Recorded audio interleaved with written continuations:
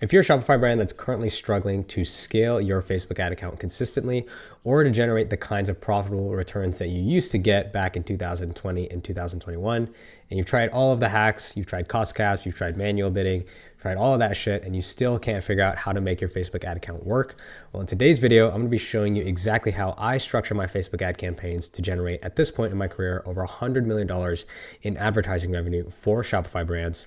And this is the exact kind of campaign structure and setup that I've used that's allowed me to, number one, scale my own e-commerce brand to 7 figures a year, but also help Shopify brands make the jump from 6 figures a month to 7 figures a month.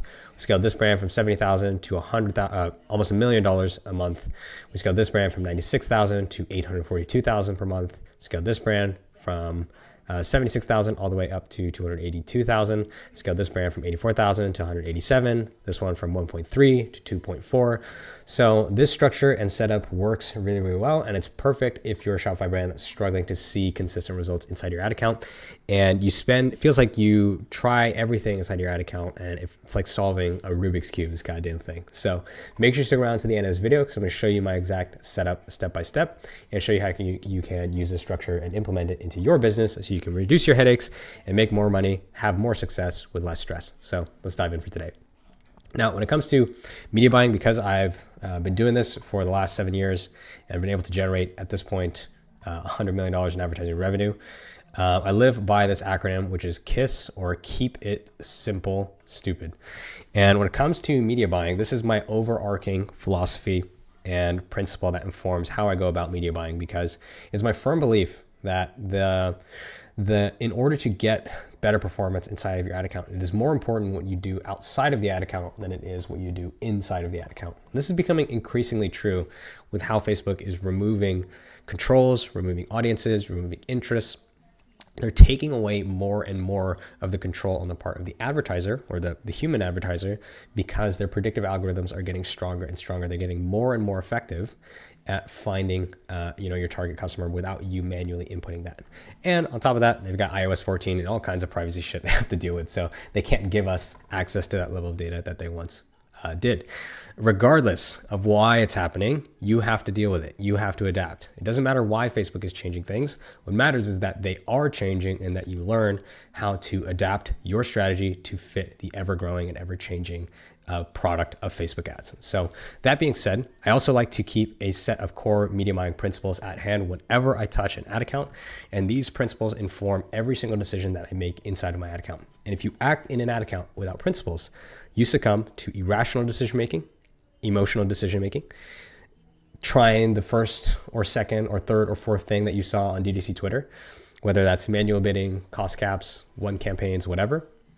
And so you need to have a set of principles that are going to foundationalize and ground your decision-making in a way that keeps it consistent. That's what principles do, is they make your decision-making align with a certain set of beliefs and a certain set of truths that enable you to make consistent decisions so that you as the human, with your emotions and all of your irrationalities, don't impact the decision-making in something that should be really systematized in order for you to see success. So when it comes to the media buying principles, these are the 5 that I keep at hand and I will employ them onto you. Number 1 is that Facebook allocates and spends my budget directly proportional to the ad set's capacity to generate results. All that means is that in a CBO environment, Facebook has the allocation of budget set up so that the ads that get the spend, or the ad sets that get the spend, are the ones that are most likely to generate the best possible outcome for Facebook and for your business. And that is generally optimized towards highest conversions at either the lowest cost or target CPA. So I have full trust and I have full confidence that if Facebook is spending money into an ad set, it's because it believes that ad set can generate that outcome, which is conversions at the lowest cost or at my target CPA. If it's spending into one ad set more than another, then it is my firm belief that that ad set therefore represents a better opportunity of investment for my ad dollars for the performance of the entire campaign. Because remember, CBO is optimizing the allocation of spend on the campaign level. So that's number 1. Number 2, creative and messaging are the new targeting. Because audience controls are going away, because interests are going away, and because if you set up an Advantage Plus campaign, you can't actually select, or there's very little selection that you can do on the demographics and the interests and the audiences, It's my firm belief that creative and messaging are the new targeting. That means if I want my ads to resonate with a different kind of person, then I have to create the kinds of creatives and messages that are going to resonate with that person. It's not just enough to just take a product photo and then slap it up with a headline talking about a pain point. You need to really understand the buyer psychology behind each of your unique customer demographics, understand what their pain points are, what their needs are, what their wants are, what their core beliefs are, and understand that and weave that into the creative and messaging, and then produce a high enough quantity and quality of creative to be able to distribute that messaging in a way that, again, is of a high enough quality and quantity. You don't just want to be launching 1 to 2 really high quality ads a month. You want to do as many high quality concepts as you can that your team can handle. Number 3, audiences and interests are a dying breed.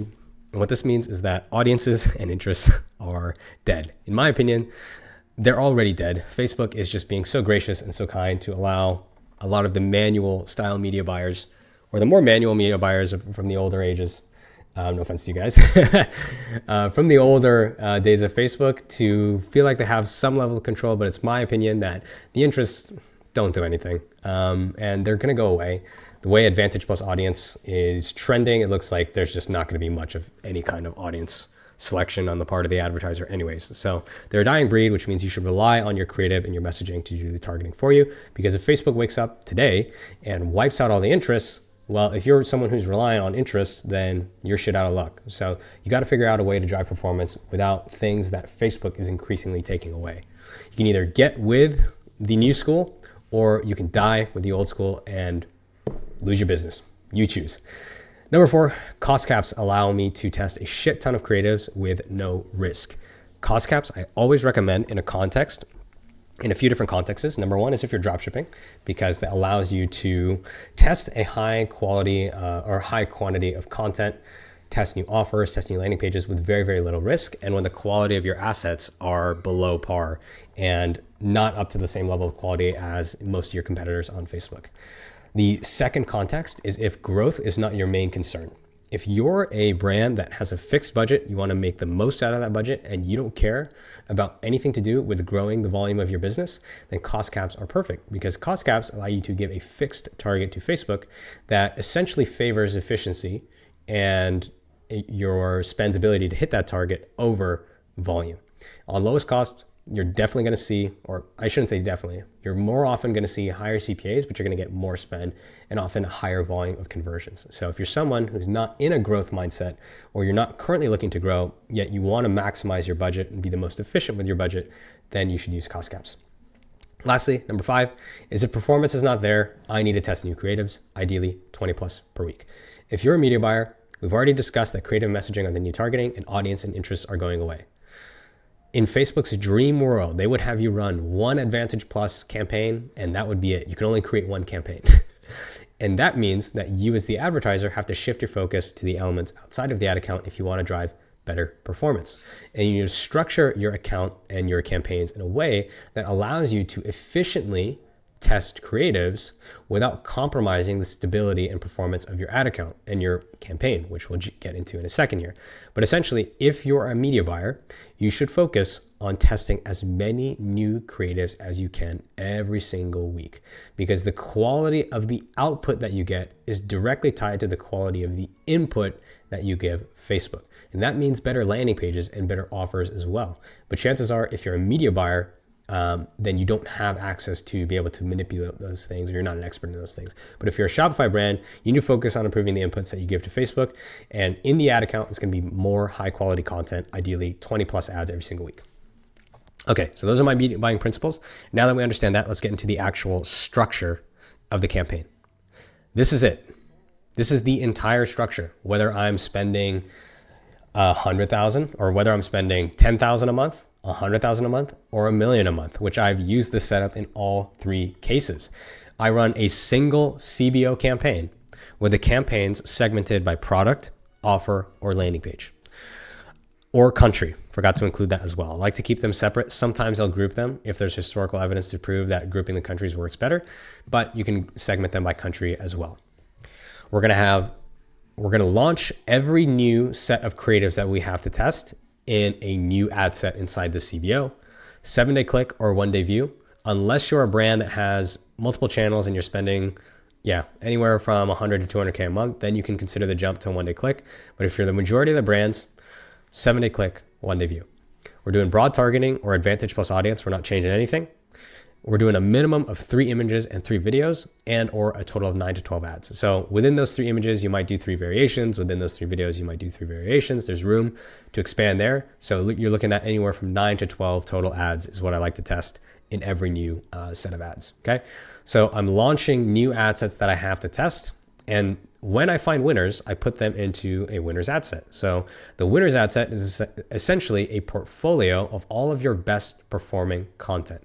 And it's very important that you pull the post IDs. You can look that up on YouTube, how to find the post ID for a Facebook ad. But it's very important that you are grabbing the post IDs of all of your top performing content, because that is going to retain all of the social proof, which Facebook loves, right? User engagement and positive user experience are both factored in to your ad rank and your quality score on Facebook. So it's very important that you have the post IDs that you're copying over. Otherwise, you're going to lose out on all that social engagement. So all of my top performing ads go into this ad set here. Broad targeting, advantage plus audience. So this is the cadence. Every single week, you're launching new creatives as you get them. If the creatives perform well, the winning tests you can cycle into here. The tests that don't go well, you simply turn off the ad set and you move on. Now, what is fantastic with this setup is if you are putting all of your winners into this ad set, which should be your top spending creatives, and then your top CPA creatives, meaning your best performing, your highest volume, most efficient creatives. So you want to filter by your creatives that have the most spend that also drive the best performance for your business. Those should go in here. And what's great is when you set up the campaign this way, every single new batch of creatives that you have to test now has to prove to be a more profitable investment of your ad dollars than your top performing ads.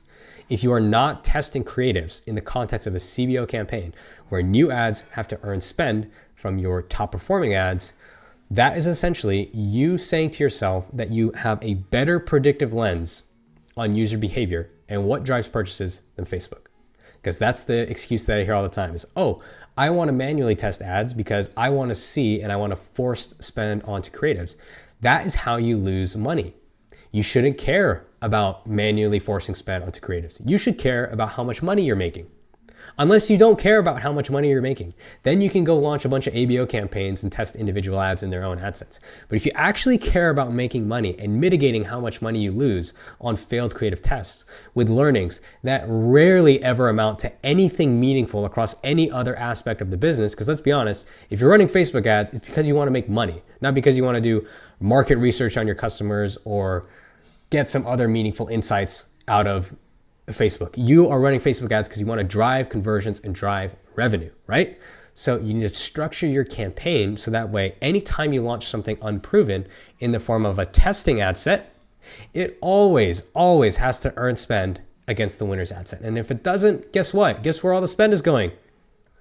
Winners. So at any point in time when you're running the setup, your spend, 80% of the time is going to go here, right? And if you launch something that is completely shit and does not deserve any spend and is not better than your top performers, guess what? Guess where the spend's going to go? Here. Why? Because Facebook allocates and spends the budget directly proportional to the ad set's capacity to generate results. So in this setup, not only are you getting more stable and more predictable performance because you have a portfolio of winning ads and post IDs in the campaign at all times, but you're also mitigating, and the way you get that better performance and consistent performance is by mitigating how much spend goes to unprofitable ad sets, because at any given point in time, the second Facebook gets even a whiff that those ad sets are not worth performance, the spend goes to your winner's ad set. That is how you structure your campaigns for scale.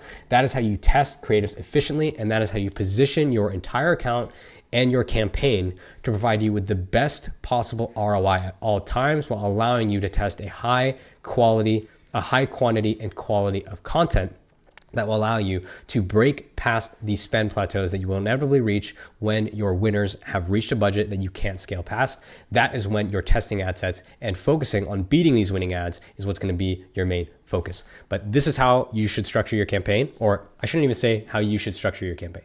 This is how I structure my campaigns, and this is what's worked for me. It has saved me a lot of stress. It is a lot easier to track the ROI on my campaigns and my Facebook ad account, especially for a brand that's multi-channel, when there's only 1 or 2 or 3 campaigns that I need to keep keep track of, especially with attribution being such an issue nowadays. And this is what's worked for me for scaling accounts, again, from $10,000 a month to $100,000 a month, all the way up to $1 million a month, is keeping a very simple setup, leaning on Facebook's predictive algorithm to be a better and more effective determinant of winning ads than me. And I just focus on producing as much quality content into the campaigns as I possibly can. So that is going to do it for this video, guys. I hope you guys enjoyed this one as always. And if you got a ton of value out of this, make sure to leave a like, comment, and subscribe underneath this video. I read all the comments, and this is obviously a newer channel that I'm starting up. So hopefully you guys enjoyed and got a ton of value. And my goal of this channel is to provide Shopify brands who are struggling to break past 50 to 100K a month with these skills, the tools, the resources, and the exact steps, systems, and frameworks that I have used to help brands make that exact jump. And if you want to work with me directly to see if I can help you make that jump for your brand as well, then check out the first link in the description. Otherwise, hope you enjoyed this video, and I will catch you in the next one. Peace.